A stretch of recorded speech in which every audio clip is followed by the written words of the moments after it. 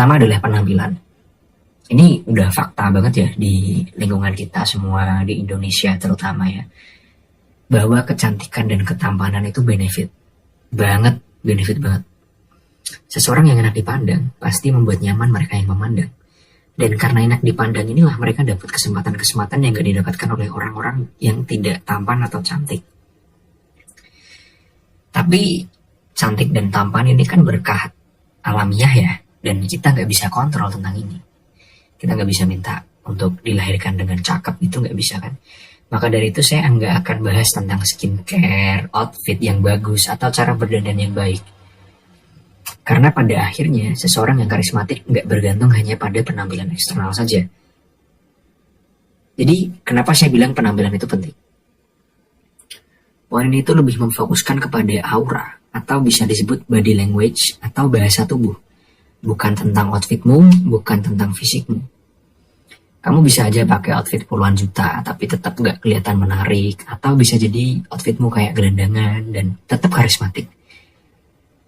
Tapi tetap sebisa mungkin berpakaianlah yang bersih dan rapi. Karena jelas itu juga berpengaruh besar ya. Jadi langsung aja, body language yang paling penting itu adalah postur. Kalian nggak harus terlihat tegap seperti tentara, atau terlihat gagah kayak binaragawan gitu kan. Nggak perlu. Tapi kalian harus bisa memposisikan tubuh kalian seakan-akan kalian adalah orang yang menarik atau powerful. Nah, paling simpel dan paling alami itu dengan olahraga. Karena ketika kalian olahraga, itu tubuh kalian disesuaikan untuk menjadi lebih baik dan ya kelihatan lebih fit lah.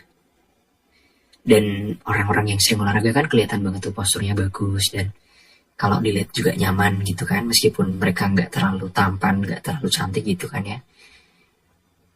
Tapi intinya tuh mungkin lebih ke posisi atau bahasa tubuh yang rileks, terbuka terhadap apapun itu, santai, tapi tetap sekretif atau misterius. Tadi kan udah cara yang paling natural dengan olahraga ya. Nah, cara paling simpelnya tuh kalian bisa mengikuti atau mencontoh postur-postur orang-orang yang mempesona. Soalnya kalian pernah lihat dosen, karena ada tuh dosen yang killer. Nah, kalian bisa coba tirulah disposisi mereka biar kalian terlihat sedikit lebih menyeramkan. Kalian bisa lihat petinggi militer. Contohnya misal Pak Prabowo itu kan ya. Dia meskipun badannya udah tembem gitu kan, udah berisi, udah gendut gitu kan ya. Tapi kan masih kelihatan auranya gak sih? Gimana kalau dia menunjukkan bahwa dia adalah seorang veteran perang gitu loh. Dia seorang veteran militer dan dia bukan orang yang bisa kita ajak main-main gitu kan. Terus pengusaha besar, mungkin kalian bisa pernah lihat atau pernah ngobrol sama mereka. Kan itu kelihatan banget disposisinya. Meskipun mereka biasanya ya, mereka juga nggak pernah olahraga. Tapi kelihatan bahwa mereka tuh punya bahasa tubuh yang tegas dan lugas gitu loh. Kalian bisa tiru ini semua. Contohnya kalian bisa coba tiru pejabat yang mereka yang korupsi gitu kan kelihatan berpenampilan menarik gitu kan. Kalian bisa coba tiruin mereka gitu biar kalian bisa dapat kesempatan untuk mendapatkan uang gitu kan. Meskipun jangan ya. Terus eksekutif perusahaan dan sebagainya, kalian bisa tirukan postur-postur atau disposisi tubuh mereka. Dan kalau dilihat kan sedikit berbeda disposisinya dari satu sama lain. Entah itu dosen dengan tentara, tentara dengan pengusaha.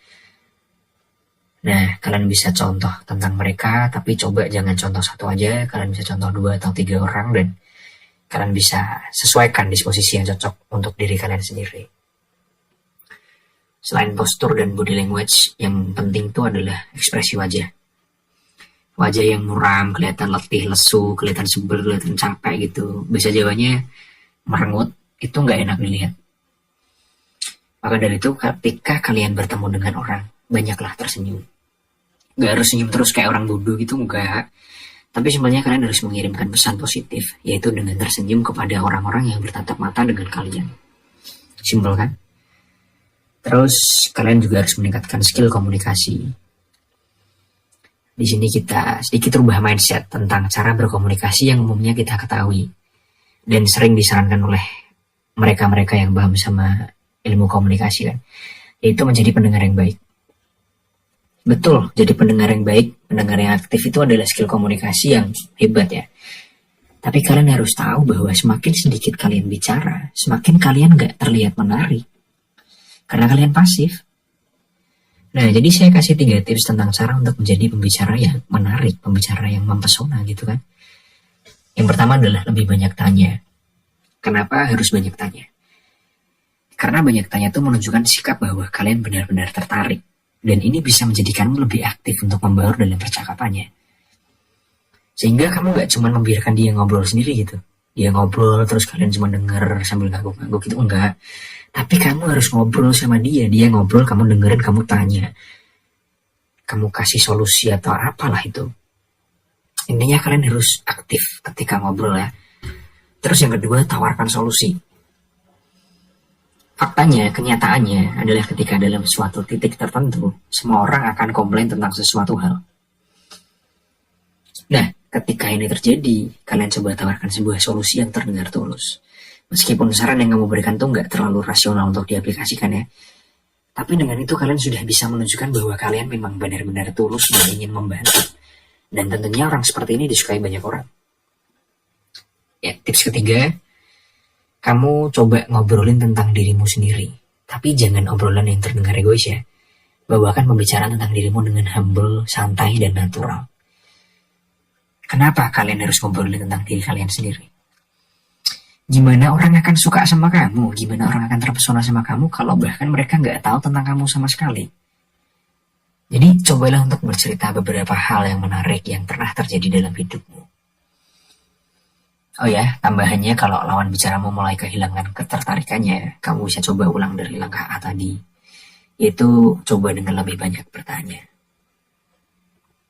Oke, poin ketiga, yaitu kontak mata dan kontak fisik. Faktanya, sering-sering melakukan kontak mata itu bagus. Tapi kalau keseringan kayak orang fake ya nggak boleh. Coba untuk seimbangkan intensitas kontak matamu dengan gestur cuekmu. Ini bukan tips yang harus ya, tapi pada faktanya banyak orang yang ketika sedang ngobrol tuh gampang kehilangan rasa tertariknya. Terus kenapa kadang ketika kita diajak ngomong sama orang, meski kita udah ngerasa bahwa dia juga kayaknya cuma basa-basi gitu kan, tapi masih aja diajak ngobrol terus gitu kan. Ini sedikit tricky, tapi kemungkinannya ada 2. Pertama, dia emang beneran lagi gabut dan nyari teman ngobrol meskipun ya teman ngobrolnya gak nyambung. Yang kedua, terkadang ketika kita menunjukkan ketidaktertarikan terhadap apa yang lawan bicara kita obrolkan, mereka akan tertantang untuk mencari topik percakapan yang bisa membuat kita menaruh atensi di dalamnya. Nah, tentunya yang kita incar adalah kemungkinan kedua. Caranya gimana? Cobalah untuk sedikit memberikan perhatian terhadap lawan bicaramu pada awal percakapan. Soal ketika ada kalian lagi duduk di mana, di halte, di bandara gitu kan. Ada bapak-bapak ngajak ngobrol kalian, namanya siapa dek, dari mana gitu. Kalian coba respon dengan baik pada awalnya aja, terus kalian coba kurangin respon baik tadi, perlahan-lahan kalian mulai cuek. Nah, ketika lawan bicara udah nyaman ngobrol denganmu, dan ketika dia sudah nyaman, kamu kurangin perhatian itu sedikit, maka lawan bicaramu akan semakin cari perhatian kepadamu. Poin intinya itu adalah coba buat seakan-akan perhatian darimu itu gak gratis. Mereka harus berusaha keras untuk mendapatkan perhatianmu. Tapi kalian juga perlu ingat bahwa cuek atau terlalu kaku itu gak boleh. Jangan cuek atau terlalu kaku. Ntar mereka tersinggung. Jadi pokoknya pintar-pintarnya kamu mengolah teknik ini. Yang terakhir adalah sentuhan fisik non-seksual. Sentuhan fisik ini sangat powerful. Dengan sentuhan yang tepat, kamu bisa meruntuhkan pertahanan atau batasan antara kamu dengan lawan bicaramu. Tapi ingat, sentuhan yang kamu lakukan itu harus penuh kasih sayang, tulus, dan membuat lawan bicaramu nyaman. Buat sentuhan pertama, usahain jangan sentuh kepalanya. Tepuk pundak, tepuk punggung, atau jabat tangan aja kadang udah cukup. Dan ketika kalian udah semakin dekat, kalian bisa lakukan sentuhan fisik yang sedikit lebih intens. Misal peluk, cubit pipi, atau elus kepala. Contohnya nih ya, misal kamu adalah seorang pengajar, entah guru, entah dosen, atau apapun itu, dan muridmu atau bawahanmu terlihat aktif banget. Kamu bisa berikan senyuman padanya sambil ngelus kepalanya dan bilang, kau pintar, terus belajar ya, jangan sampai enggak. Karena kalau kamu enggak belajar, pintarmu sia-sia. Itu simpel banget, tapi bagi pendengar itu sangat powerful karena dia merasa bahwa kita mengapresiasi, dan gestur menepuk kepalanya atau menepuk pundaknya itu membuat kita terlihat benar-benar tulus. Itu kita benar-benar reach out ke mereka gitu loh secara fisik. Contoh kedua, ketika mungkin kamu lagi berduaan sama pacarmu dan dia melakukan sedikit hal yang ya lucu gitu kan ya, kamu bisa coba cubit pipinya sambil senyum gitu, terus bilang gemes ya gitu. Contoh yang terakhir, semisal temanmu atau kolegamu lagi berkabung atau bersedih gitu kan ya, entah ditinggal pacarnya, ditinggal pergi orang terkasihnya, atau sekedar sedih aja karena suatu masalah gitu, kamu bisa coba rangkul dia, tanyakan keadaannya, dan ketika dia udah selesai bercerita, kamu bisa tepuk punggungnya sambil bilang, kamu hebat, kamu pasti bisa ngelewatin ini. Itu simple banget, tapi bagi pendengar itu sangat powerful, dan gestur tadi itu mengamplifikasi powerful tadi itu. Jadi katakanlah damage-nya itu 100 ya, tapi kalian tambahin gestur gitu, damage-nya jadi 200. Dan ini kan sangat bisa langsung kena ke hati pendengar atau lawan bicaramu kan.